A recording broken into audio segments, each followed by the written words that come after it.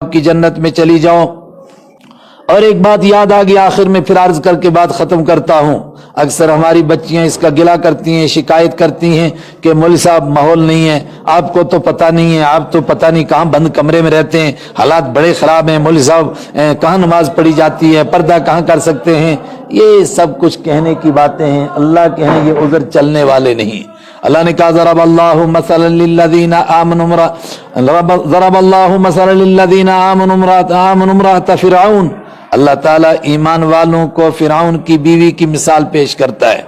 दुनिया में फिरौन से बढ़कर कोई जालिम नहीं हो सकता और हजरत आसिया उसकी बीवी से बढ़कर कोई मजलूम नहीं हो सकती। लेकिन जब उन्होंने इरादा कर लिया, ऐलान कर दिया मैं एक अल्लाह को मानती हूं, फिरौन ने पूरी ताकत इस्तेमाल की, उसकी फौज थक गई, उसकी पुलिस थक गई। उसने कहा कि इसको तख्ते के साथ खड़ा करो और इसके जिस्म में कीलें ठोको थोड़ी थोड़ी, इसकी अकल दुरुस्त होगी। लेकिन वो सब नाकाम हो गए, उससे अल्लाह का दीन छीन नहीं सके। इज़ क़ालत रब्बि इब्नि ली इंदक बैतन फिल जन्ना। उसने कहा ऐ अल्लाह मैंने फिरौन को छोड़ दिया, इसके महल को आग लगा दी, छोड़ दिया इसको, तो जन्नत में मुझे महल अता फरमा। फिरौन नाकाम हुआ, उनसे ईमान को छीन नहीं सका। आप कहेंगे वो पुराने जमाने की बात है, एक कल परसों की बात है। रसूल पाक सल्लल्लाहु अलैहि वसल्लम का दीन कबूल करने वाले मक्का के बड़े बड़े लोग भी हो सकते थे, लेकिन आप जानती हैं कि सबसे पहले औरत ने दीन को कबूल किया। और सबसे पहले इस दीन के लिए अगर किसी की कुर्बानी लगी, किसी की जान गई, तो एक औरत की जान गई। और औरत किसी बड़े खानदान की, और बहुत ऊंची ऐसी औरत के यानी जिसके नाम से लोग डरते हों, ऐसी नहीं, एक ऐसी औरत, मजलूम औरत, जिसके लिए मक्का के काफिर कहते थे इसको मारना तो मच्छर का मारना बराबर है, कोई पूछने वाला नहीं, इसको जैसे चाहो वैसे इसको सताओ मारो। और उसकी टांगों को खींचकर चीर दिया गया, मगर कोई उससे ईमान नहीं ले सका। और आज भी इस तरह की बच्चियां मौजूद हैं। मैं आपको यकीन दिलाता हूं, और इतना मौका नहीं है, आप खुद तहकीक करें, आपको लगेगा कि अल्हम्दुलिल्लाह आज ऐसी बच्चियां हैं कि जिन्होंने इरादा किया कि हमने आप अल्लाह के दीन पर चलना है। उनके घर वाले उनके खिलाफ, उनके रिश्तेदार उनके दुश्मन, लेकिन सब नाकाम हो गए, उनको अल्लाह के दीन से नहीं रोक सके। एक बच्ची ने मेरे पास कलमा पढ़ा तो रमजान का महीना आ गया, ज्यादा पुरानी बात नहीं, करीब की बात, तो मुझे कहने लगी कोई गुंजाइश है रोजा छोड़ने की। मैंने कहा आखिरी वक्त तक आपको कोशिश करना है रोजा रखने के लिए।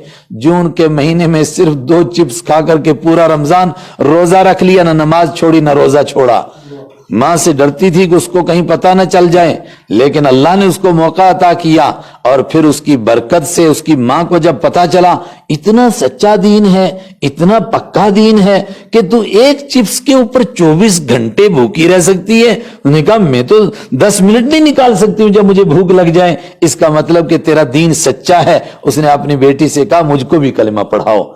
अगर आप हिम्मत के साथ इरादा करेंगी कि हम इस माहौल को बदलेंगी, ये गंदा माहौल है, हम इसको सच्चा सुच्चा मुकद्दस माहौल बनाएंगी और हम अल्लाह के दीन पर अमल करके दिखाएंगी, और लोगों को पता चलेगा कि क़यामत तक इस दीन के ऊपर अमल किया जा सकता है। लेकिन करना नहीं चाहते हैं लोग, तो बहाना बनाते हैं। आप जब हिम्मत से उठेंगी और अमल करके दिखाएंगी तो आपको देख करके इंशाअल्लाह हजारों और को दीन पर अमल करने की तौफीक हो जाएगी। और लोगों को यकीन होगा कि जो लोग कहते थे कि नहीं जी मुश्किल है, इस दौर में अमल नहीं किया जा सकता है, वो झूठे थे लोग, वो बुज़दिल लोग थे, वो कम हिम्मत लोग थे, वो हिम्मत वाले लोग नहीं थे। आज भी हिम्मत वाली ऐसी बच्चियां हैं।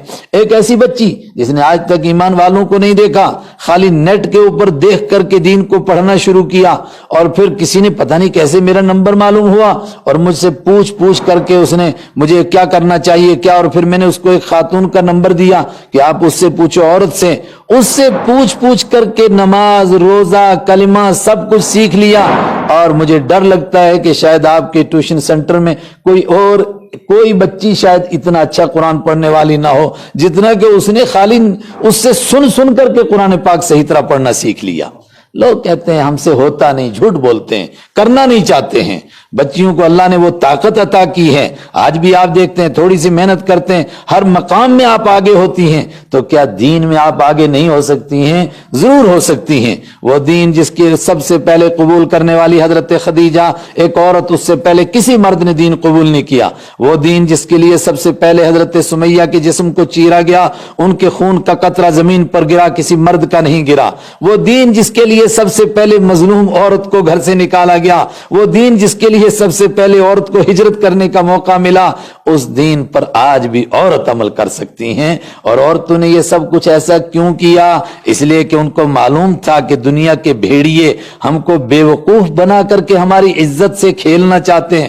اگر ہمارے لیے، ہماری عزت کے لیے، ہمارے ایمان کے لیے، ہماری عفت کے لیے اگر کہیں سیکورٹی ہے تو وہ صرف اس دین کے اندر ہے۔ اس لیے وہ اس دین کو قبول کر رہی تھی، اس لیے دین کے لیے سب سے بڑھ کر کے وہی قربانیاں دے رہی تھی۔ اور تب نہیں، میں نے کہا آج بھی دے رہی ہیں، آج بھی اسی طرح کی مثالیں موجود ہیں۔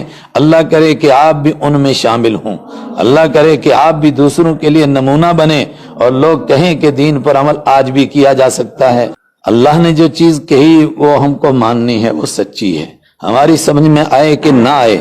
اللہ نے کہا کہ پردہ فرض ہے، اس کا مطلب فرض ہے، اور اسی میں ہمارے لیے خیر ہے۔ اور ایک وقت کے بعد ہم کو احساس ہوتا ہے کہ اس میں کتنا خیر ہے۔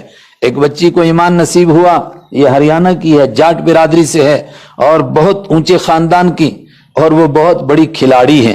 اس کو خدا نے ایمان نصیب کیا۔ کس طرح نصیب کیا؟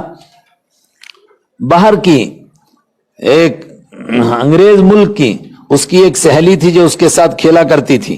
اچانک اللہ نے اس کو ایمان نصیب کیا۔ اس نے اس سے پوچھا کہ تجھے کیسے ایمان نصیب ہوا، تو نے یہ پاگل پنا کیا کیا، یہ تو نے برا سا کیا ڈال لیا ہے؟ اس نے کہا اس کے لیے تجھے میرے پاس آنا پڑے گا۔ یہ سڈنی کی بات ہے، وہ وہاں کھیلنے کے لیے گئی تو اس نے اس سے رابطہ کیا، اس نے اس کو بلایا، وہ اس کے ہاں ملنے کے لیے گئی۔ جب اس کو دیکھا بہت حیران ہوئی، عجیب لگا اس کو۔ اس نے کہا یہ باقی سب کچھ مجھے سمجھ میں آیا، مگر یہ جو تم نے یہ پردہ کرنے کا یہ کیا سسٹم ہے؟ اس نے کہا کچھ چیزیں ہیں جو آدمی بول نہیں سکتا ہے، وہ آدمی سمجھتا تو ہے مگر زبان سے اس کو نہیں بول سکتا ہے۔ اگر آپ کو بولیں میٹھا کیسا ہوتا ہے، کسی لینگویج میں آپ نہیں سمجھا سکتی۔ اگر آپ کو بولیں کڑوا کیسا ہوتا ہے، کسی لینگویج میں آپ نہیں سمجھا سکتی ہیں۔ وہ تو آپ کہیں گی کہ کھا کر کے دیکھو، تم کو پتا چلے گا کڑوا کیسا ہوتا ہے۔ اس نے کہا اسی طرح میں اس کو الفاظ میں نہیں بتا سکتی۔ اس نے کہا میری بہن ایسا کر، تو یہ میرا برقع اوڑھ اور ایک مرتبہ گلی میں چکر مار کر کے آ جا۔ بس وہ ایک مرتبہ گلی میں چکر کیا مارا، اللہ نے اس کو ایمان نصیب کیا اور وہاں سے وہ ساتھ لے کر کے آئی۔ اس نے کہا آج تو میں عجیب فیل کر رہی ہوں، مجھے ایسا لگ رہا ہے کہ جیسے میں ایک سیکورٹی کے بیچ میں ہوں، میں ایک قلعے میں ہوں اور میرے چاروں طرف مجھے لگتا ہے جیسے سیکورٹی گارڈ چل رہے ہیں، ایسے میں چل رہی ہوں۔ تو میں نے کہا کہ کبھی میں نے اس طرح سامنے نہیں کہا، اب ان لوگوں نے کہا زور لگایا تو میں نے کہا چلو، ورنہ میں اس طرح نہیں بیان کرتا ہوں۔